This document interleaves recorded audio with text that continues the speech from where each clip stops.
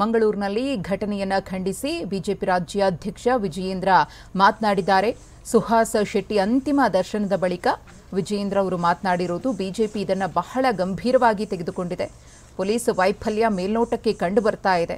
ಜೀವಕ್ಕೆ ರಕ್ಷಣೆ ನೀಡದಿರುವುದು ಪೊಲೀಸರ ವೈಫಲ್ಯ ಅಂತ ಹೇಳಿ ವಿಜಯೇಂದ್ರ ಅವರು ಕಿಡಿಕಾರಿದ್ದಾರೆ. ಹಿಂದೂ ಕಾರ್ಯಕರ್ತರಿಗೆ ರಕ್ಷಣೆ ಇಲ್ಲದಂತಹ ಸ್ಥಿತಿ ಬಂದೊದಗಿದೆ. ಕಾಂಗ್ರೆಸ್ ಸರ್ಕಾರದ ಮೇಲೆ ವಿಶ್ವಾಸ ಇಲ್ಲದಾಗಿದೆ. ಇದು ಬಿವೈ ವಿಜಯೇಂದ್ರ ಅವರ ಹೇಳಿಕೆ. ಹಾಗೆಯೇ ಸುಹಾಸ್ ಶೆಟ್ಟಿಯನ್ನ ಕಳೆದುಕೊಂಡಿರುವಂತಹ ಕುಟುಂಬಕ್ಕೆ ಧೈರ್ಯವನ್ನ ತುಂಬಿದ್ದಾರೆ ಬಿವೈ ವಿಜಯೇಂದ್ರ.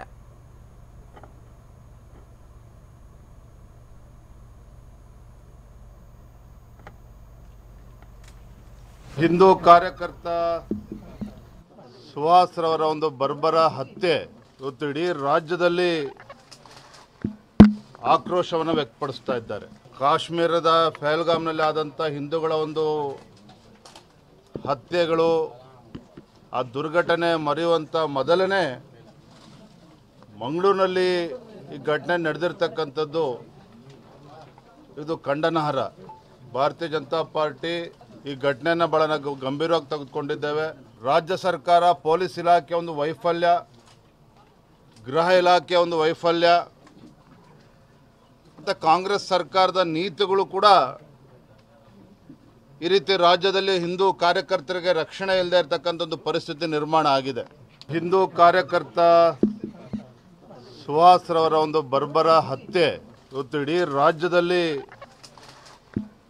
ಆಕ್ರೋಶವನ್ನು ವ್ಯಕ್ತಪಡಿಸ್ತಾ ಇದ್ದಾರೆ. ಕಾಶ್ಮೀರದ ಪಹಲ್ಗಾಮ್ನಲ್ಲಿ ಆದಂಥ ಹಿಂದೂಗಳ ಒಂದು ಹತ್ಯೆಗಳು, ಆ ದುರ್ಘಟನೆ ಮರೆಯುವಂಥ ಮೊದಲನೇ ಮಂಗಳೂರಿನಲ್ಲಿ ಈ ಘಟನೆ ನಡೆದಿರ್ತಕ್ಕಂಥದ್ದು ಇದು ಖಂಡನಾರ್ಹ. ಭಾರತೀಯ ಇನ್ನು ಸುಹಾಸ್ ಹತ್ಯೆಯನ್ನ ಖಂಡಿಸಿ ವಿಪಕ್ಷ ನಾಯಕ ಆರ್ ಅಶೋಕ್ ಅವರು ಕೂಡ ಮಾತನಾಡಿದ್ದಾರೆ. ಸುಹಾಸ್ ಸ್ವಗ್ರಾಮ ಕಾರಿಂಜದಲ್ಲಿ ವಿಪಕ್ಷ ನಾಯಕ ಆರ್ ಅಶೋಕ್ ಅವರ ಹೇಳಿಕೆ, ಸಿದ್ದರಾಮಯ್ಯ ಸರ್ಕಾರದಲ್ಲಿ ಹಿಂದೂ ಕಾರ್ಯಕರ್ತರ ಹತ್ಯೆಯಾಗುವುದು ಗ್ಯಾರಂಟಿ ಅಂತ ಕಿಡಿಕಾರಿದ್ದಾರೆ. ಸುಹಾಸ್ ಹತ್ಯೆಗೆ ಪಿಎಫ್ಐ, ಕೆಎಫ್ಡಿ, ಜಿಹಾದಿ ಬ್ರದರ್ಸ್ ಕಾರಣ ಅಂತ ಹೇಳಿ ಆರ್ ಅಶೋಕ್ ಆರೋಪಿಸಿದ್ದಾರೆ. ಒಂದು ಕಡೆ ಗಮನಿಸ್ತಾ ಇದ್ದೀರಿ, ಸುಹಾಸ್ ಶೆಟ್ಟಿಯವರ ಪಾರ್ಥಿವ ಶರೀರ, ಅವರ ಮೃತದೇಹ. ಇನ್ನು ಮತ್ತೊಂದು ಕಡೆ ವಿಪಕ್ಷ ನಾಯಕ ಆರ್ ಅಶೋಕ್ ಅವರು ಕೂಡ ಈ ಹತ್ಯೆಯನ್ನ ಖಂಡಿಸಿ ಕಿಡಿಕಾರಿದ್ದಾರೆ. सुहास न जाए, मुझे लगता है ये क्षण, क्योंकि धर्म और देश के लिए लड़ने वाले बहुत कम लोग हैं और सामने का समय भी बहुत कठिन है, चुनौती वाला है और इसलिए ಕೊಲೆ ಮಾಡಿದ್ದಾರೆ. ಅವ್ರನ್ನ ಅರೆಸ್ಟ್ ಮಾಡಲ್ಲ, ಅವರೇ ಕೆಲವ್ರನ್ನ ತಯಾರು ಮಾಡ್ತಾರಂತೆ ರಕ್ಷಣೆ ಕೊಡೋದಕ್ಕೆ. ಅರೆಸ್ಟ್ ಆಗಕ್ಕೆ ಬೇರೆ, ಹತ್ಯೆ ಮಾಡೋಕ್ಕೆ ಬೇರೆ. ಇದು ಟೀಮ್, 2 ಟೀಮ್ ಇದೆ ಅಲ್ಲಿ. ಆ ಟೀಮು ಇನ್ನೂ ರೆಡಿಯಾಗಿಲ್ಲ. ಅದಕ್ಕೋಸ್ಕರ ಪೊಲೀಸರು ವೆಯ್ಟ್ ಮಾಡ್ತಾ ಇದ್ದಾರೆ. ಅವ್ರು ಲಿಸ್ಟ್ ಕೊಟ್ಟ ಮೇಲೆ ಅದು ಮಾಡ್ತಾರೆ. ನಾನು ಪೊಲೀಸ್ ಅಧಿಕಾರಿಗಳಿಗೆ ಎಷ್ಟು ದಿನ ಈ ಥರ ಮಾಡ್ತೀರ? ಚಾಮರಾಜಪೇಟೆ ಅಲ್ಲಾದಾಗೂ ಕೂಡ ಯಾವನೋ ಮೆಂಟಲ್ ಪೇಷಂಟ್ ಅಂತ ತಂದು ನಿಲ್ಲಿಸ್ಬಿಟ್ರು ಅವನ್ನ. ಅಂದರೆ ಪೊಲೀಸರು ಇವತ್ತು ಈಗಾಗಲೇ ನಮ್ಮ ಅಧ್ಯಕ್ಷರು ಹೇಳಿದ ರೀತಿ ಅವನಿಗೆ ಯಾವುದೇ ರೀತಿಯಾದಂಥ ಒಂದು ಸೆಕ್ಯೂರಿಟಿಯನ್ನು ಕೊಟ್ಟಿಲ್ಲ. ಅವು ಕೊಲೆ ಮಾಡ್ತಾರೆ. ಲಾಸ್ಟ್ 1 ವೀಕ್ ಹಿಂದೆ ಮೆಸೇಜ್ ಬಂದಿದೆ ಪೊಲೀಸ್ ಇಲಾಖೆಗೆ, ನೆಕ್ಸ್ಟ್ ಕಾದಿದೆ ಇವನಿಗೆ ಅಂತ ಹೇಳ್ಬಿಟ್ಟು ಮೆಸೇಜ್ ಹಾಕಿದ್ದಾರೆ. ನನ್ನ ಹತ್ರ ಇತ್ತು, ಏರ್ಪೋರ್ಟಲ್ಲೇ ನಾನು ಮರೆತು ಬಂದಿದ್ದೀನಿ, ಅಲ್ಲಿಂದ ಮೆಸೇಜ್ ಹಾಕಿದ್ದಾರೆ, ನೆಕ್ಸ್ಟ್ ಟಾರ್ಗೆಟ್ ಇವನೇ ಅಂತ ಹೇಳ್ಬಿಟ್ಟು. ಇಷ್ಟಿದ್ರೂ ಪೊಲೀಸರು ಯಾಕೆ ಅವ್ರಿಗೆ ಸೆಕ್ಯೂರಿಟಿ ಕೊಟ್ಟಿಲ್ಲ? ಇದು ಪೊಲೀಸರ ಸ್ಪಷ್ಟ ವೈಫಲ್ಯ. ಕರ್ನಾಟಕದಲ್ಲಿ ಪೊಲೀಸರು ಇದ್ದಾರಾ ಗೊತ್ತಿಲ್ಲ ನನಗೆ. ಒಂದು ಕಡೆ ಪೊಲೀಸರಿಗೆ ಕಪಾಳ ಮೋಕ್ಷ CM ಇಂದ, ಉಳಿದ ಪೊಲೀಸರು ಪೊಲೀಸ್ ಸ್ಟೇಷನ್ಗಳೆಲ್ಲ ಕಾಂಗ್ರೆಸ್ ಆಫೀಸ್ ಔಟಿದೆ. ನ್ಯಾಯ ಸಿಗ್ತೈತೆ ಅನ್ನೋ ವಿಶ್ವಾಸ ನಮಗಿಲ್ಲ. ಕರ್ನಾಟಕ ಪೊಲೀಸಿಂದ ನ್ಯಾಯ ಸಿಗ್ತೈತೆ ಅಂತ ವಿಶ್ವಾಸ ಇಲ್ಲ ನಮಗೆ. NI ರಾಷ್ಟ್ರೀಯ ತನಿಖಾ ದಳದಿಂದ ತನಿಖೆ ಆಗಬೇಕು. ಯಾಕಂದರೆ ಇಲ್ಲಿ ಪಾಕಿಸ್ತಾನ ಜಿಂದಾಬಾದ್ ಅಂದಾಗೆಲ್ಲ ಕೊಲೆಗಳಾಗುತ್ತೆ. ಯಾವಾಗ ಪಾಕಿಸ್ತಾನ್ ಜಿಂದಾಬಾದ್ ಅನ್ನೋ ಗ್ಯಾಂಗ್ ಇದೆಯಲ್ಲ, ಈ ಭಯೋತ್ಪಾದನಾ ಗ್ಯಾಂಗು, ಅದು ಜಿಂದಾಬಾದ್ ಕೂಗಿದಾಗೆಲ್ಲ ಕೊಲೆಗಳಾಗ್ತಾ ಇದೆ.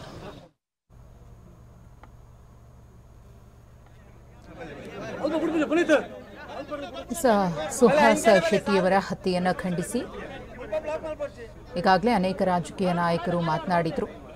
ಪ್ರಕರಣದ ತನಿಖೆಯನ್ನ ಎನ್ಐಎಗೆ ಕೊಡಬೇಕು ಅಂತ ವಿಪಕ್ಷ ನಾಯಕ ಆರ್ ಅಶೋಕ್ ಅವರು ಕೂಡ ಆಗ್ರಹಪಡಿಸಿದ್ರು. ಇನ್ನು ಕೇಂದ್ರ ಸಚಿವೆ ಶೋಭಾ ಕರಂದ್ಲಾಜೆ ಅವರು ಕೂಡ ಘಟನೆಯನ್ನ ಖಂಡಿಸಿ ಮಾತನಾಡಿದ್ದಾರೆ. ಏನು ಹೇಳಿದ್ದಾರೆ ನೋಡೋಣ. ಅನವಶ್ಯಕವಾಗಿ ಫೌಜಿಲ್ ಕೇಸಲ್ಲಿ ಅವರನ್ನ ಹೆಸರು ಸೇರಿಸಲಾಯಿತು. ಅದೇ ಉದ್ದೇಶದಿಂದ ಅವರನ್ನು ಕೊಲೆ ಮಾಡಿದ್ದಾರೆ ಅನ್ನುವಂಥದ್ದನ್ನ ಇವತ್ತು ಅವರ ಸಂಘಟನೆಗಳು ಸೋಷಿಯಲ್ ಮೀಡಿಯಾದಲ್ಲಿ ಹಾಕ್ತಾ ಇದ್ದಾರೆ. ಅಂದ್ರೆ ಬಹಳ ಧೈರ್ಯವಾಗಿ ಅದನ್ನು ಹಾಕೊಂತ ಇದ್ದಾರೆ.